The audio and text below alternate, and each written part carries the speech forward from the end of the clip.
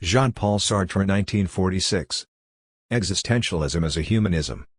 Written, lecture given in 1946. Source, Existentialism from Dostoevsky to Sartre, ed. Walter Kaufmann, Meridian Publishing Company, 1989, first published, World Publishing Company in 1956, translator, Philip Marais, copyright, reproduced under the Fair Use Provisions, HTML markup, by Andy Blunden 1998, proofed and corrected February 2005. My purpose here is to offer a defense of existentialism against several reproaches that have been laid against it. First, it has been reproached as an invitation to people to dwell in quietism of despair.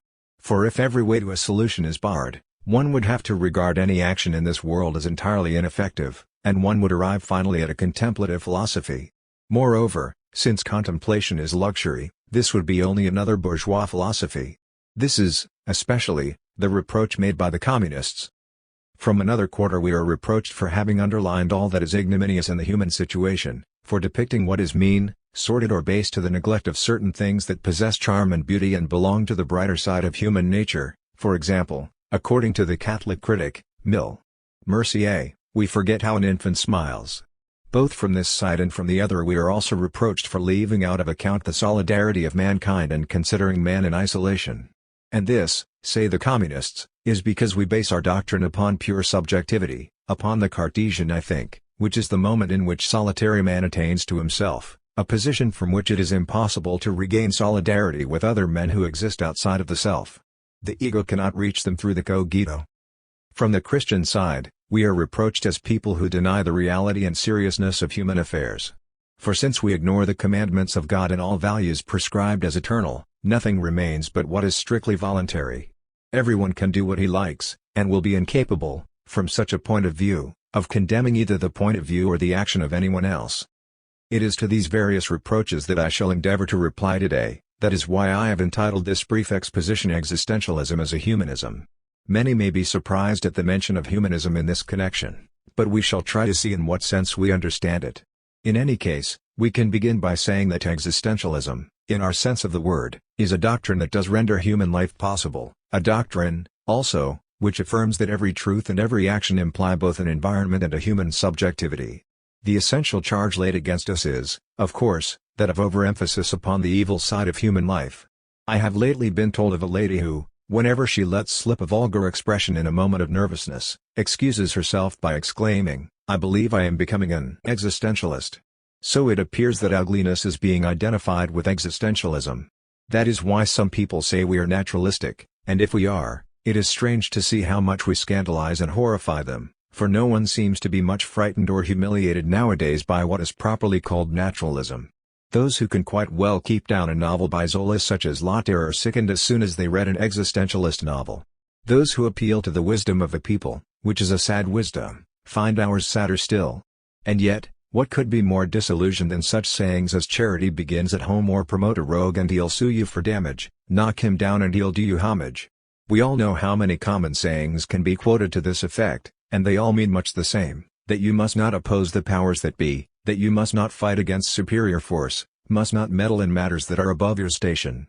Or that any action not in accordance with some tradition is mere romanticism, or that any undertaking which has not the support of proven experience is foredoomed to frustration, and that since experience has shown men to be invariably inclined to evil, there must be firm rules to restrain them, otherwise we shall have anarchy. It is, however, the people who are forever mouthing these dismal proverbs and, whenever they are told of some more or less repulsive action, say how like human nature. It is these very people, always harping upon realism, who complain that existentialism is too gloomy a view of things. Indeed their excessive protests make me suspect that what is annoying them is not so much our pessimism, but, much more likely, our optimism. For at bottom, what is alarming in the doctrine that I am about to try to explain to you is it not? That it confronts man with a possibility of choice. To verify this, let us review the whole question upon the strictly philosophic level. What, then, is this that we call existentialism? Most of those who are making use of this word would be highly confused if required to explain its meaning. For since it has become fashionable, people cheerfully declare that this musician or that painter is existentialist. A columnist in Clartés signs himself the existentialist, and, indeed, the word is now so loosely applied to so many things that it no longer means anything at all. It would appear that, for the lack of any novel doctrine such as that of surrealism, all those who are eager to join in the latest scandal or movement now seize upon this philosophy in which, however, they can find nothing to their purpose. For in truth this is of all teachings the least scandalous and the most austere. It is intended strictly for technicians and philosophers. All the same, it can easily be defined. The question is only complicated because there are two kinds of existentialists. There are, on the one hand, the Christians, amongst whom I shall name Jaspers and Gabriel Marcel, both professed Catholics, and on the other the existential atheists, amongst whom we must place Heidegger as well as the French existentialists and myself. What they have in common is simply the fact that they believe that existence comes before essence, or, if you will, that we must begin from the subjective.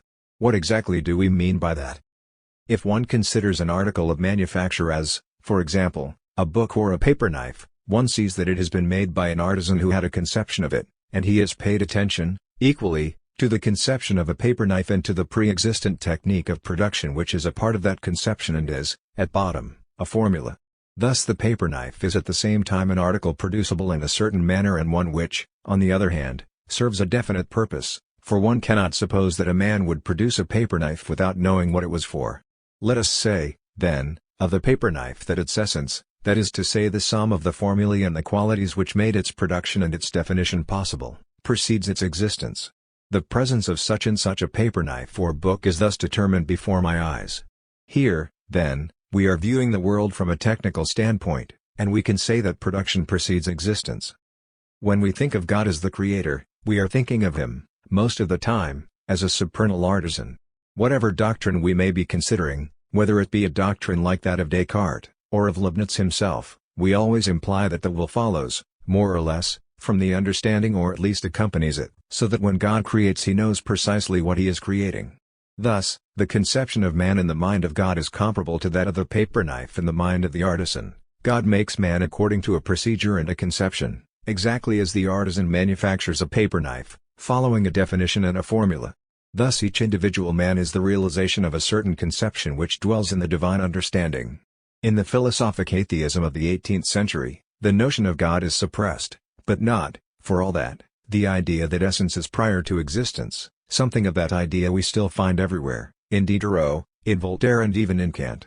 Man possesses a human nature, that human nature, which is the conception of human being, is found in every man, which means that each man is a particular example of a universal conception, the conception of man. In Kant, this universality goes so far that the wild man of the woods, man in the state of nature and the bourgeois are all contained in the same definition and have the same fundamental qualities. Here again, the essence of man precedes the historic existence which we confront in experience. Atheistic existentialism, of which I am a representative, declares with greater consistency that if God does not exist there is at least one being whose existence comes before its essence, a being which exists before it can be defined by any conception of it. That being is man or, as Heidegger has it, the human reality. What do we mean by saying that existence precedes essence? We mean that man first of all exists, encounters himself, surges up in the world, and defines himself afterwards. If man as the existentialist sees him as not definable, it is because to begin with he is nothing. He will not be anything until later, and then he will be what he makes of himself. Thus, there is no human nature, because there is no God to have a conception of it. Man simply is.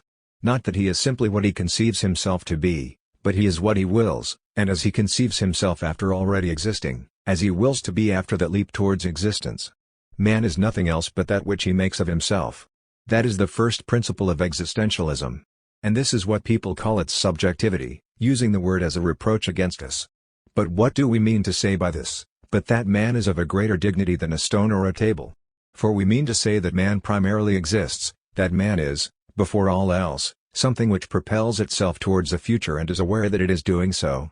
Man is, indeed, a project which possesses a subjective life, instead of being a kind of moss, or a fungus or a cauliflower. Before that projection of the self nothing exists, not even in the heaven of intelligence. Man will only attain existence when he is what he purposes to be. Not, however, what he may wish to be. For what we usually understand by wishing or willing is a conscious decision taken, much more often than not, after we have made ourselves what we are. I may wish to join a party, to write a book or to marry, but in such a case what is usually called my will is probably a manifestation of a prior and more spontaneous decision. If, However, it is true that existence is prior to essence, man is responsible for what he is. Thus, the first effect of existentialism is that it puts every man in possession of himself as he is, and places the entire responsibility for his existence squarely upon his own shoulders. And, when we say that man is responsible for himself, we do not mean that he is responsible only for his own individuality, but that he is responsible for all men. The word subjectivism is to be understood in two senses, and our adversaries play upon only one of them. Subjectivism means, on the one hand, the freedom of the individual subject and, on the other, that man cannot pass beyond human subjectivity. It is the latter which is the deeper meaning of existentialism. When we say that man chooses himself, we do mean that every one of us must choose himself, but by that we also mean that in choosing for himself he chooses for all men. For in effect, of all the actions a man may take in order to create himself as he wills to be, there is not one which is not creative, at the same time, of an image of man such as he believes he ought to be. To choose between this or that is at the same time to affirm the value of that which is chosen, for we are unable ever to choose the worse. What we choose is always the better, and nothing can be better for us unless it is better for all. If, moreover, existence precedes essence and we will to exist at the same time as we fashion our image, that image is valid for all and for the entire epoch in which we find ourselves. Our responsibility is thus much greater than we had supposed, for it concerns mankind as a whole. If I am a worker, for instance, I may choose to join a Christian rather than a communist trade union. And if, by that membership, I choose to signify that resignation is, after all, the attitude that best becomes a man, that man's kingdom is not upon this earth, I do not commit myself alone to that view. Resignation is my will for everyone, and my action is, in consequence, a commitment on behalf of all mankind. Or if, to take a more personal case, I decide to marry and to have children, even though this decision proceeds simply from my situation, from my passion or my desire, I am thereby committing not only myself, but humanity as a whole, to the practice of monogamy. I am thus responsible for myself and for all men, and I am creating a certain image of man as I would have him to be. In fashioning myself I fashion man.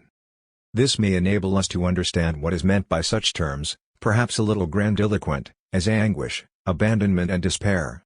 As you will soon see, it is very simple. First, what do we mean by anguish? The existentialist frankly states that man is in anguish. His meaning is as follows: when a man commits himself to anything, fully realizing that he is not only choosing what he will be, but is thereby at the same time a legislator deciding for the whole of mankind, in such a moment a man cannot escape from the sense of complete and profound responsibility. There are many, indeed, who show no such anxiety. But we affirm that they are merely disguising their anguish or are in flight from it. Certainly, many people think that in what they are doing they commit no one but themselves to anything, and if you ask them, what would happen if everyone did so? They shrug their shoulders and reply, everyone does not do so. But in truth, one ought always to ask oneself what would happen if everyone did as one is doing, nor can one escape from that disturbing thought except by a kind of self-deception.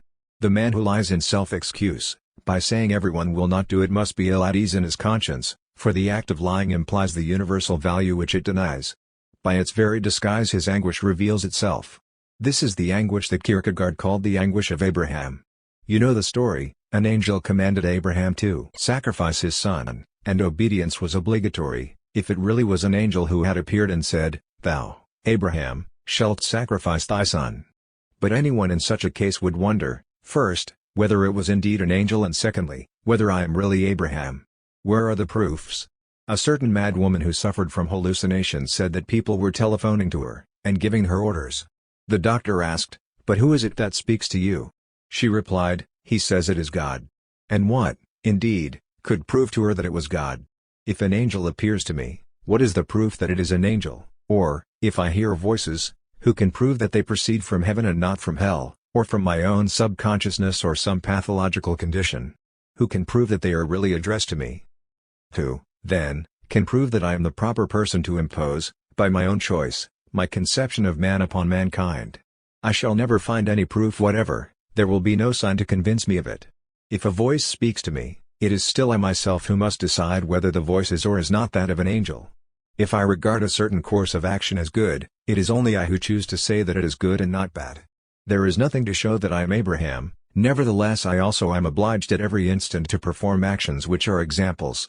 Everything happens to every man as though the whole human race had its eyes fixed upon what he is doing and regulated its conduct accordingly.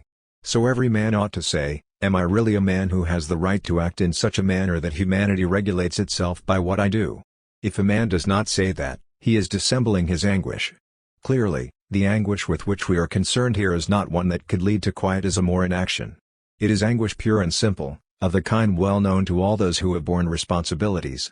When, for instance, a military leader takes upon himself the responsibility for an attack and sends a number of men to their death, he chooses to do it, and at bottom he alone chooses. No doubt under a higher command, but its orders, which are more general, require interpretation by him, and upon that interpretation depends the life of 10, 14 or 20 men. In making the decision, he cannot but feel a certain anguish. All leaders know that anguish. It does not prevent their acting, on the contrary, it is the very condition of their action. For the action presupposes that there is a plurality of possibilities, and in choosing one of these, they realize that it has value only because it is chosen. Now it is anguish of that kind which existentialism describes, and moreover, as we shall see, makes explicit through direct responsibility towards other men who were concerned. Far from being a screen which could separate us from action, it is a condition of action itself. And when we speak of abandonment, a favorite word of Heidegger, we only mean to say that God does not exist, and that it is necessary to draw the consequences of his absence right to the end. The existentialist is strongly opposed to a certain type of secular moralism which seeks to suppress God at the least possible expense. Towards 1880, when the French professors endeavored to formulate a secular morality, they said something like this: God is a useless and costly hypothesis, so we will do without it. However, if we are to have morality, a society and a law-abiding world, it is essential that certain values should be taken seriously. They must have an a priori existence ascribed to them. It must be considered obligatory a priori to be honest, not to lie, not to beat one's wife, to bring up children and so forth. So we are going to do a little work on this subject, which will enable us to show that these values exist all the same, inscribed in an intelligible heaven, although, of course, there is no God. In other words, and this is, I believe, the purport of all that we in France call radicalism, nothing will be changed if God does not exist. We shall rediscover the same norms of honesty, progress and humanity, and we shall have disposed of God as an out-of-date hypothesis which will die away quietly of itself. The existentialist, on the contrary, finds it extremely embarrassing that God does not exist, for there disappears with him all possibility of finding values in an intelligible heaven. There can no longer be any good a priori, since there is no infinite and perfect consciousness to think it. It is nowhere written that the good exists, that one must be honest or must not lie, since we are now upon the plane where there are only men. Dostoevsky once wrote, if God did not exist, everything would be permitted, and that, for existentialism, is the starting point. Everything is indeed permitted if God does not exist, and man is in consequence forlorn, for he cannot find anything to depend upon either within or outside himself. He discovers forthwith, that he is without excuse. For if indeed existence precedes essence, one will never be able to explain one's action by reference to a given and specific human nature. In other words, there is no determinism, man is free, man is freedom. Nor, on the other hand, if God does not exist, are we provided with any values or commands that could legitimize our behavior. Thus we have neither behind us, nor before us in a luminous realm of values, any means of justification or excuse. We are left alone, without excuse. That is what I mean when I say that man is condemned to be free. Condemned, because he did not create himself, yet is nevertheless at liberty, and from the moment that he is thrown into this world he is responsible for everything he does. The existentialist does not believe in the power of passion. He will never regard a grand passion as a destructive torrent upon which a man is swept into certain actions as by fate, and which, therefore, is an excuse for them. He thinks that man is responsible for his passion. Neither will an existentialist think that a man can find help through some sign being vouchsafed upon earth for his orientation, for he thinks that the man himself interprets the sign as he chooses. He thinks that every man, without any support or help whatever, is condemned at every instant to invent man. As Pong has written in a very fine article, man is the future of man. That is exactly true. Only, if one took this to mean that the future is laid up in heaven, that God knows what it is, it would be false, for then it would no longer even be a future. If, however, it means that, whatever man may now appear to be, there is a future to be fashioned, a virgin future that awaits him, then it is a true saying. But in the present one is forsaken. As an example by which you may the better understand this state of abandonment, I will refer to the case of a pupil of mine, who sought me out in the following circumstances. His father was quarreling with his mother and was also inclined to be a collaborator. His elder brother had been killed in the German offensive of 1940 and this young man, with a sentiment somewhat primitive but generous, burned to avenge him. His mother was living alone with him, deeply afflicted by the semi-treason of his father and by the death of her eldest son, and her one consolation was in this young man. But he, at this moment, had the choice between going to England to join the Free French forces or of staying near his mother and helping her to live. He fully realized that this woman lived only for him and that his disappearance, or perhaps his death, would plunge her into despair. He also realized that, concretely and in fact, every action he performed on his mother's behalf would be sure of effect in the sense of aiding her to live, whereas anything he did in order to go and fight would be an ambiguous action which might vanish like water into sand and serve no purpose. For instance, to set out for England he would have to wait indefinitely in a Spanish camp on the way through Spain, or, on arriving in England or in Algiers he might be put into an office to fill up forms. Consequently, he found himself confronted by two very different modes of action, the one concrete, immediate, but directed towards only one individual, and the other an action addressed to an end infinitely greater, a national collectivity, but for that very reason ambiguous, and it might be frustrated on the way. At the same time, he was hesitating between two kinds of morality, on the one side the morality of sympathy, of personal devotion and, on the other side, a morality of wider scope but of more debatable validity. He had to choose between those two. What could help him to choose? Could the Christian doctrine? No. Christian doctrine says, act with charity, love your neighbor, deny yourself for others, choose the way which is hardest, and so forth. But, which is the harder road? To whom does one owe the more brotherly love, the patriot or the mother? Which is the more useful aim, the general one of fighting in and for the whole community, or the precise aim of helping one particular person to live? Who can give an answer to that a priori? No one. Nor is it given in any ethical scripture. The Kantian ethic says, never regard another as a means, but always as an end. Very well, if I remain with my mother, I shall be regarding her as the end and not as a means, but by the same token I am in danger of treating as means those who are fighting on my behalf, and the converse is also true, that if I go to the aid of the combatants I shall be treating them as the end at the risk of treating my mother as a means. If values are uncertain, if they are still too abstract to determine the particular, concrete case under consideration, nothing remains but to trust in our instincts. That is what this young man tried to do, and when I saw him he said, in the end, it is feeling that counts, the direction in which it is really pushing me is the one I ought to choose. If I feel that I love my mother enough to sacrifice everything else for her, my will to be avenged, all my longings for action and adventure, then I stay with her. If, on the contrary, I feel that my love for her is not enough, I go. But how does one estimate the strength of a feeling? The value of his feeling for his mother was determined precisely by the fact that he was standing by her.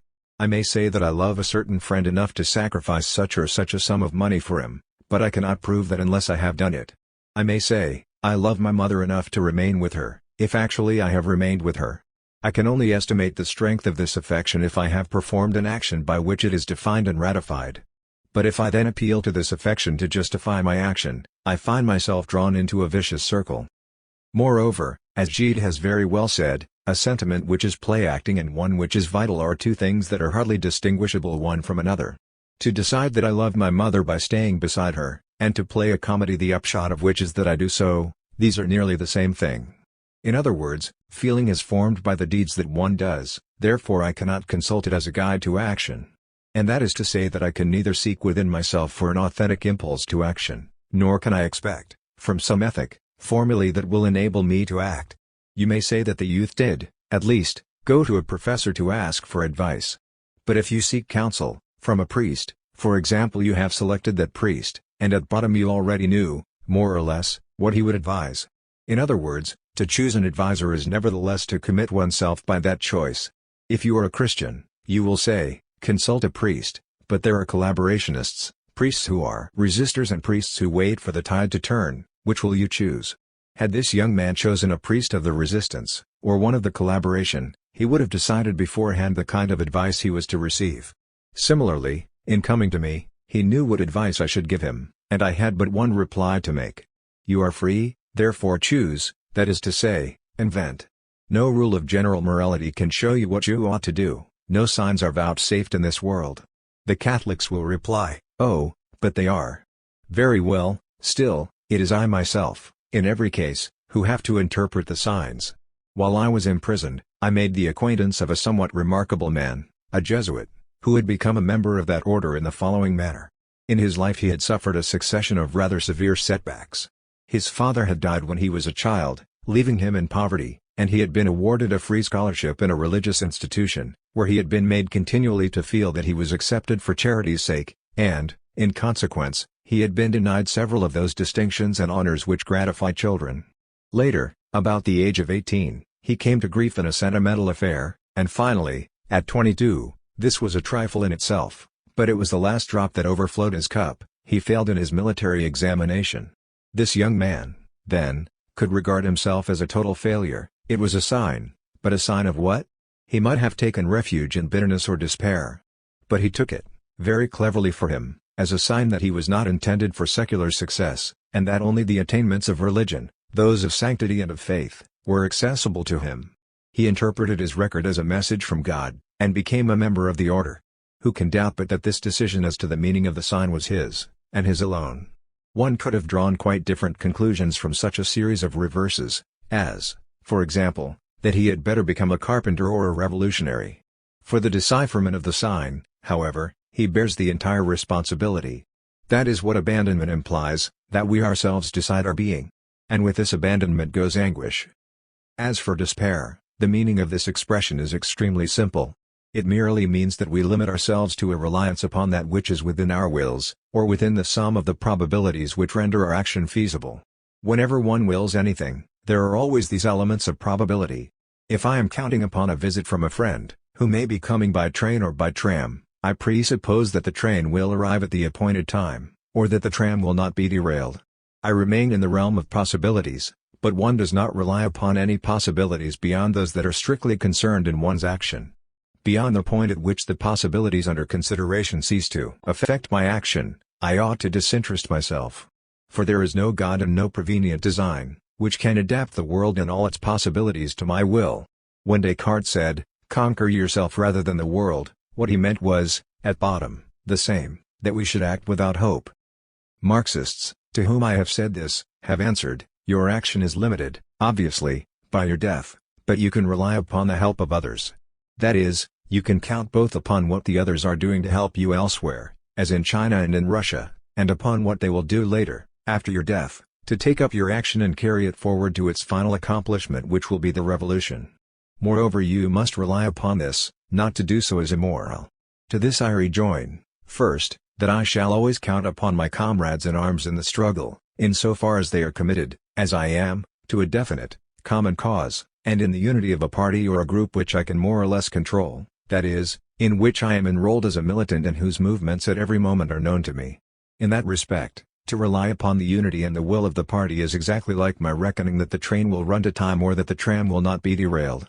But I cannot count upon men whom I do not know, I cannot base my confidence upon human goodness or upon man's interest in the good of society, seeing that man is free and that there is no human nature which I can take as foundational. I do not know where the Russian Revolution will lead. I can admire it and take it as an example in so far as it is evident, today, that the proletariat plays a part in Russia which it has attained in no other nation. But I cannot affirm that this will necessarily lead to the triumph of the proletariat. I must confine myself to what I can see. Nor can I be sure that comrades in arms will take up my work after my death and carry it to the maximum perfection, seeing that those men are free agents and will freely decide, tomorrow, what man is then to be. Tomorrow, after my death, some men may decide to establish fascism, and the others may be so cowardly or so slack as to let them do so. If so, fascism will then be the truth of man, and so much the worse for us. In reality, things will be such as men have decided they shall be. Does that mean that I should abandon myself to quietism? No. First I ought to commit myself and then act my commitment, according to the time-honored formula that one need not hope in order to undertake one's work. Nor does this mean that I should not belong to a party, but only that I should be without illusion and that I should do what I can. For instance, if I ask myself, will the social ideal as such ever become a reality? I cannot tell. I only know that whatever may be in my power to make it so, I shall do. Beyond that, I can count upon nothing. Quietism is the attitude of people who say, let others do what I cannot do. The doctrine I am presenting before you is precisely the opposite of this, since it declares that there is no reality except in action. It goes further, indeed, and adds, man is nothing else but what he purposes, he exists only in so far as he realizes himself, he is therefore nothing else but the sum of his actions, nothing else but what his life is. Hence we can well understand why some people are horrified by our teaching. For many have but one resource to sustain them in their misery, and that is to think, circumstances have been against me, I was worthy to be something much better than I have been. I admit I have never had a great love or a great friendship, but that is because I never met a man or a woman who were worthy of it. If I have not written any very good books, it is because I had not the leisure to do so, or, if I have had no children to whom I could devote myself, it is because I did not find the man I could have lived with.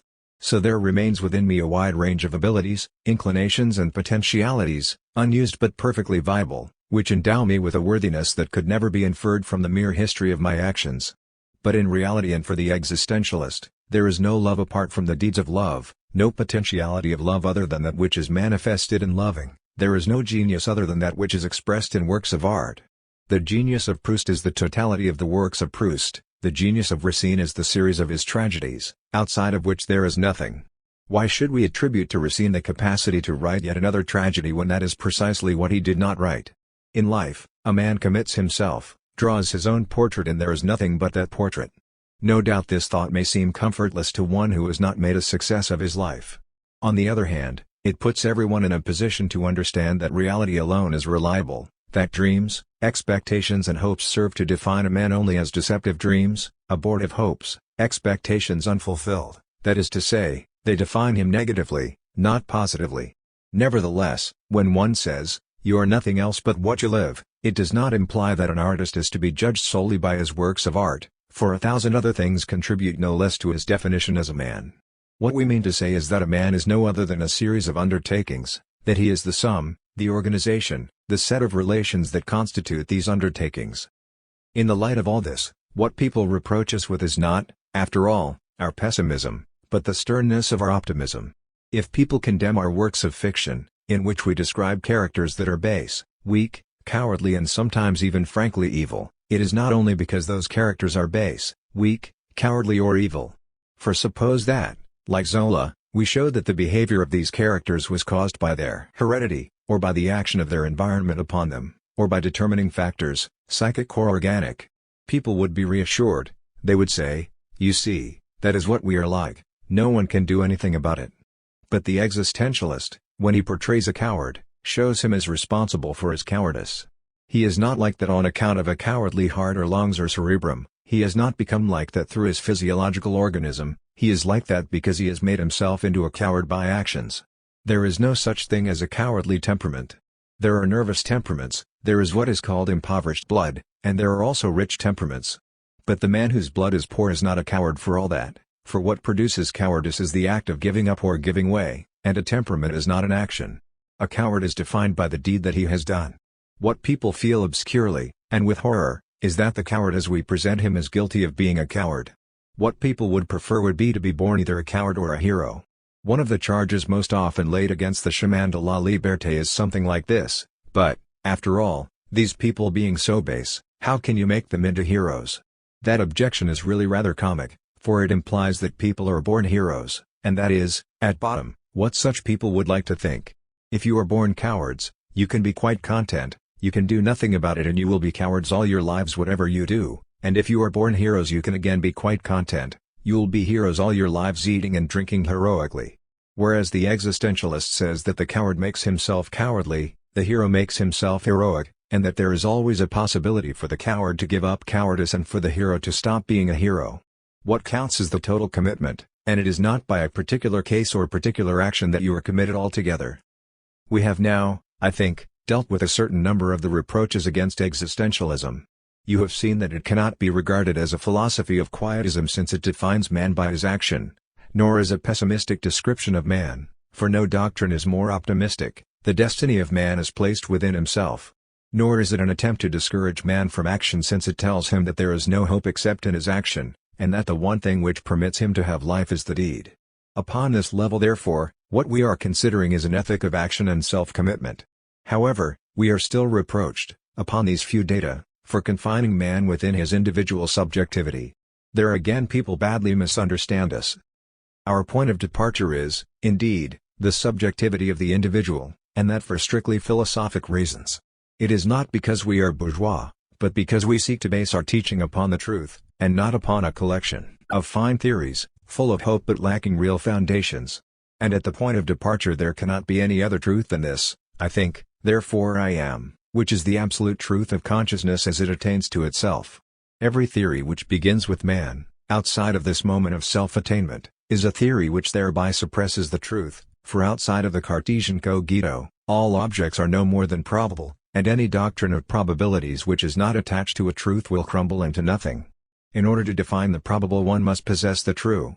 Before there can be any truth whatever, then, there must be an absolute truth, and there is such a truth which is simple, easily attained and within the reach of everybody. It consists in one's immediate sense of oneself. In the second place, this theory alone is compatible with the dignity of man. It is the only one which does not make man into an object. All kinds of materialism lead one to treat every man including oneself as an object, that is, as a set of predetermined reactions, in no way different from the patterns of qualities and phenomena which constitute a table, or a chair or a stone. Our aim is precisely to establish the human kingdom as a pattern of values in distinction from the material world. But the subjectivity which we thus postulate as the standard of truth is no narrowly individual subjectivism, for as we have demonstrated, it is not only one's own self that one discovers in the cogito, but those of others too. Contrary to the philosophy of Descartes, contrary to that of Kant, when we say I think we are attaining to ourselves in the presence of the other, and we are just as certain of the other as we are of ourselves. Thus the man who discovers himself directly in the cogito also discovers all the others, and discovers them as the condition of his own existence. He recognizes that he cannot be anything, in the sense in which one says one is spiritual, or that one is wicked or jealous, unless others recognize him as such. I cannot obtain any truth whatsoever about myself, except through the mediation of another. The other is indispensable to my existence, and equally so to any knowledge I can have of myself. Under these conditions, the intimate discovery of myself is at the same time the revelation of the other as a freedom which confronts mine, and which cannot think or will without doing so either for or against me. Thus, at once, we find ourselves in a world which is, let us say, that of inner subjectivity. It is in this world that man has to decide what he is and what others are.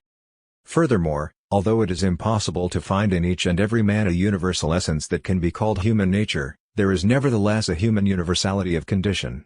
It is not by chance that the thinkers of today are so much more ready to speak of the condition than of the nature of man. By his condition they understand, with more or less clarity, all the limitations which a priori define man's fundamental situation in the universe. His historical situations are variable. Man may be born a slave in a pagan society or may be a feudal baron, or a proletarian. But what never vary are the necessities of being in the world, of having to labor and to die there. These limitations are neither subjective nor objective, or rather there is both a subjective and an objective aspect of them. Objective, because we meet with them everywhere and they are everywhere recognizable, and subjective because they are lived and are nothing if man does not live them, if, that is to say, he does not freely determine himself and his existence in relation to them. And, diverse though man's purpose may be, at least none of them is wholly foreign to me, since every human purpose presents itself as an attempt either to surpass these limitations, or to widen them, or else to deny or to accommodate oneself to them. Consequently every purpose, however individual it may be, is of universal value. Every purpose, even that of a Chinese, an Indian or a Negro, can be understood by a European.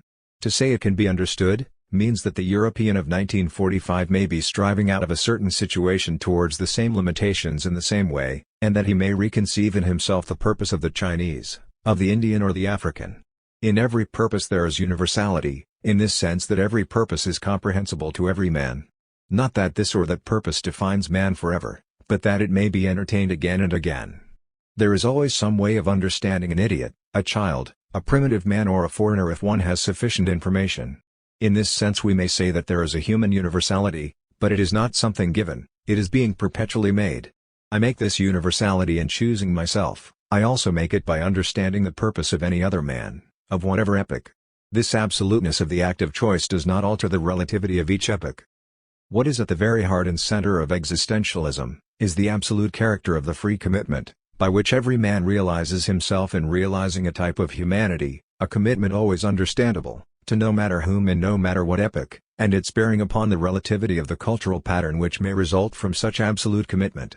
One must observe equally the relativity of Cartesianism and the absolute character of the Cartesian commitment.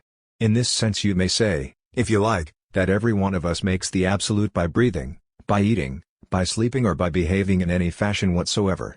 There is no difference between free being as self-committal, as existence choosing its essence, and absolute being. And there is no difference whatever between being as an absolute, temporarily localized, that is, localized in history, and universally intelligible being. This does not completely refute the charge of subjectivism. Indeed, that objection appears in several other forms, of which the first is as follows. People say to us, then it does not matter what you do, and they say this in various ways. First they tax us with anarchy, then they say, you cannot judge others, for there is no reason for preferring one purpose to another. Finally, they may say, everything being merely voluntary in this choice of yours, you give away with one hand what you pretend to gain with the other. These three are not very serious objections.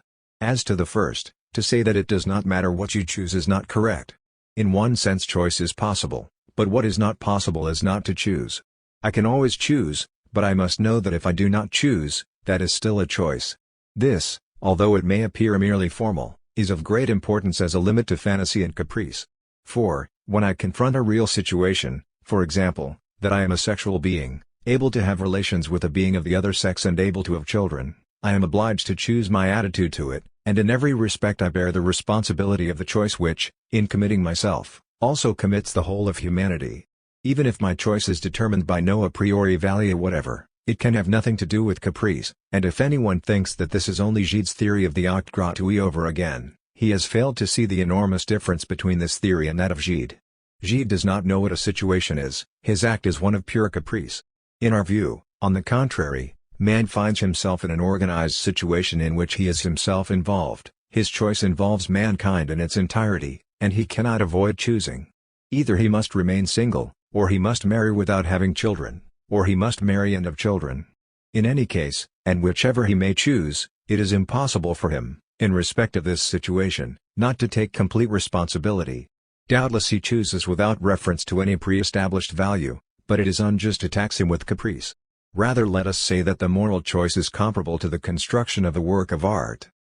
But here I must at once digress to make it quite clear that we are not propounding an aesthetic morality, for our adversaries are disingenuous enough to reproach us even with that. I mention the work of art only by way of comparison. That being understood, does anyone reproach an artist, when he paints a picture, for not following rules established a priori? Does one ever ask what is the picture that he ought to paint? As everyone knows, there is no predefined picture for him to make. The artist applies himself to the composition of a picture, and the picture that ought to be made is precisely that which he will have made. As everyone knows, there are no aesthetic values a priori, but there are values which will appear in due course in the coherence of the picture, in the relation between the will to create and the finished work. No one can tell what the painting of tomorrow will be like. One cannot judge a painting until it is done. What has that to do with morality? We are in the same creative situation. We never speak of a work of art as irresponsible. When we are discussing a canvas by Picasso, we understand very well that the composition became what it is at the time when he was painting it, and that his works are part and parcel of his entire life. It is the same upon the plane of morality. There is this in common between art and morality, that in both we have to do with creation and invention. We cannot decide a priori what it is that should be done. I think it was made sufficiently clear to you in the case of that student who came to see me, that to whatever ethical system he might appeal, the Kantian or any other, he could find no sort of guidance whatever. He was obliged to invent the law for himself. Certainly we cannot say that this man, in choosing to remain with his mother, that is, in taking sentiment, personal devotion and concrete charity as his moral foundations, would be making an irresponsible choice, nor could we do so if he preferred the sacrifice of going away to England. Man makes himself, he is not found ready-made, he makes himself by the choice of his morality, and he cannot but choose a morality, such is the pressure of circumstances upon him. We define man only in relation to his commitments, it is therefore absurd to reproach us for irresponsibility in our choice. In the second place, people say to us, you are unable to judge others. This is true in one sense and false in another. It is true in this sense, that whenever a man chooses his purpose and his commitment in all clearness and in all sincerity, whatever that purpose may be, it is impossible for him to prefer another. It is true in the sense that we do not believe in progress. Progress implies amelioration, but man is always the same, facing a situation which is always changing, and choice remains always a choice in the situation. The moral problem has not changed since the time when it was a choice between slavery and anti-slavery, from the time of the War of Secession, for example, until the present moment when one chooses between the MRP, Mouvement Républicain Populaire, and the Communists. We can judge, nevertheless, for, as I have said, one chooses in view of others, and in view of others one chooses himself. One can judge, first, and perhaps this is not a judgment of value, but it is a logical judgment, that in certain cases choice is founded upon an error, and in others upon the truth. One can judge a man by saying that he deceives himself. Since we have defined the situation of man as one of free choice, without excuse and without help, any man who takes refuge behind the excuse of his passions, or by inventing some deterministic doctrine, is a self-deceiver. One may object, but why should he not choose to deceive himself? I reply that it is not for me to judge him morally, but I define his self-deception as an error. Here one cannot avoid pronouncing a judgment of truth. The self-deception is evidently a falsehood, because it is a dissimulation of man's complete liberty of commitment. Upon this same level, I say that it is also a self-deception if I choose to declare that certain values are incumbent upon me. I am in contradiction with myself if I will these values and at the same time say that they impose themselves upon me. If anyone says to me, "And what if I wish to deceive myself?" I answer, there is no reason why you should not, but I declare that you are doing so, and that the attitude of strict consistency alone is that of good faith. Furthermore, I can pronounce a moral judgment. For I declare that freedom, in respect of concrete circumstances, can have no other end and aim but itself, and when once a man has seen that values depend upon himself, in that state of forsakenness he can will only one thing, and that is freedom as the foundation of all values. That does not mean that he wills it in the abstract, it simply means that the actions of men of good faith have, as their ultimate significance, the quest of freedom itself as such. A man who belongs to some communist or revolutionary society wills certain concrete ends, which imply the will to freedom, but that freedom is willed in community. We will freedom for freedom's sake, in and through particular circumstances. And in thus willing freedom, we discover that it depends entirely upon the freedom of others and that the freedom of others depends upon our own.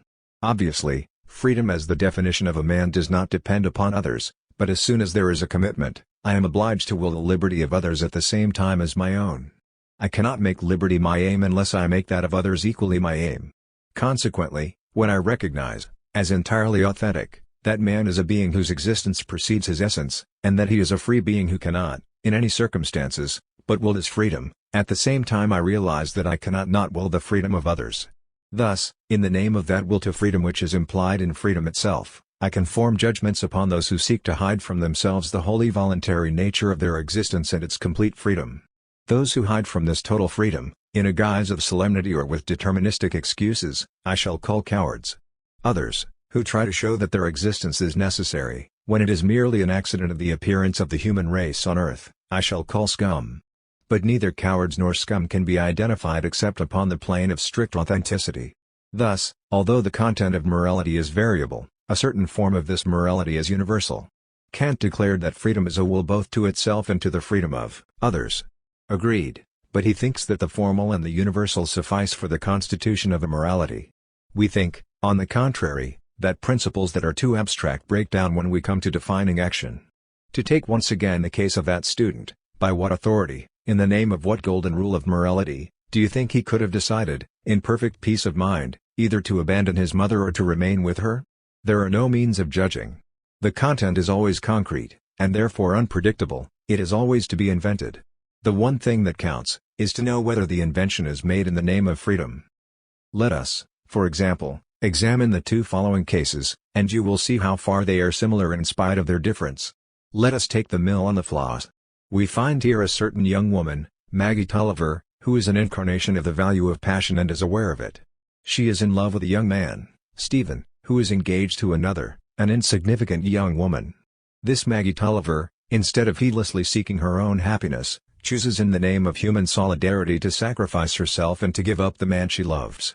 On the other hand, La Saint-Severina and Stendhal's Chartreuse de Parme, believing that it is passion which endows man with his real value, would have declared that a grand passion justifies its sacrifices, and must be preferred to the banality of such conjugal love as would unite Stephen to the little goose he was engaged to marry.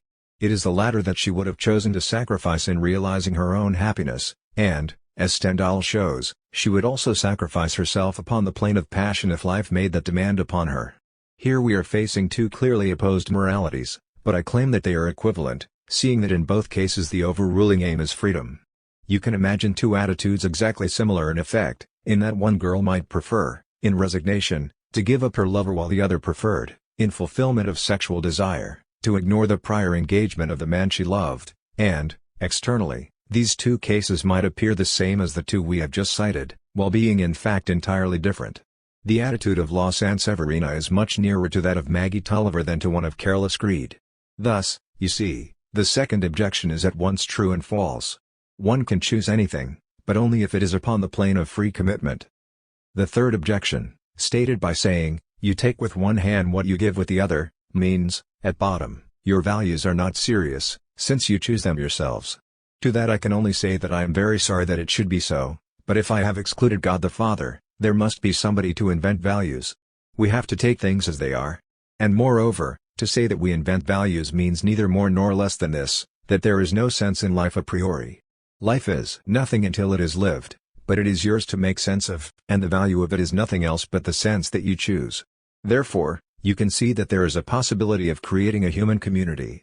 I have been reproached for suggesting that existentialism is a form of humanism. People have said to me, "But you have written in your Nashi that the humanists are wrong. You have even ridiculed a certain type of humanism, why do you now go back upon that?" In reality, the word humanism has two very different meanings. One may understand by humanism a theory which upholds man as the end in itself and as the supreme value. Humanism in this sense appears, for instance, in Cocteau's story Round the World in 80 Hours, in which one of the characters declares, because he is flying over mountains in an airplane, man is magnificent. This signifies that although I personally have not built airplanes, I have the benefit of those particular inventions and that I personally, being a man, can consider myself responsible for, and honored by, achievements that are peculiar to some men. It is to assume that we can ascribe value to man according to the most distinguished deeds of certain men. That kind of humanism is absurd, for only the dog or the horse would be in a position to pronounce a general judgment upon man and declare that he is magnificent, which they have never been such fools as to do, at least, not as far as I know. But neither is it admissible that a man should pronounce judgment upon man. Existentialism dispenses with any judgment of this sort. An existentialist will never take man as the end, since man is still to be determined. And we have no right to believe that humanity is something to which we could set up a cult, after the manner of Auguste Comte. The cult of humanity ends in Comtean humanism, shut in upon itself, and, this must be said, in fascism. We do not want a humanism like that. But there is another sense of the word, of which the fundamental meaning is this: man is all the time outside of himself. It is in projecting and losing himself beyond himself that he makes man to exist, and, on the other hand, it is by pursuing transcendent aims that he himself is able to exist. Since man is thus self-surpassing, and can grasp objects only in relation to his self-surpassing, he is himself the heart and center of his transcendence. There is no other universe except the human universe, the universe of human subjectivity.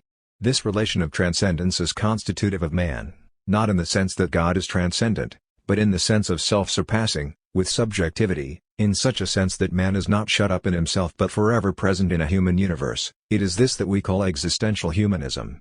This is humanism, because we remind man that there is no legislator but himself, that he himself, thus abandoned, must decide for himself, also because we show that it is not by turning back upon himself, but always by seeking, beyond himself, an aim which is one of liberation or of some particular realization, that man can realize himself as truly human. You can see from these few reflections that nothing could be more unjust than the objections people raise against us. Existentialism is nothing else but an attempt to draw the full conclusions from a consistently atheistic position. Its intention is not in the least that of plunging men into despair. And if by despair one means, as the Christians do, any attitude of unbelief, the despair of the existentialists is something different. Existentialism is not atheist in the sense that it would exhaust itself in demonstrations of the non-existence of God. It declares, rather, that even if God existed, that would make no difference from its point of view. Not that we believe God does exist, but we think that the real problem is not that of his existence. What man needs is to find himself again and to understand that nothing can save him from himself, not even a valid proof of the existence of God. In this sense existentialism is optimistic. It is a doctrine of action, And it is only by self-deception, by confining their own despair with ours that Christians can describe us as without.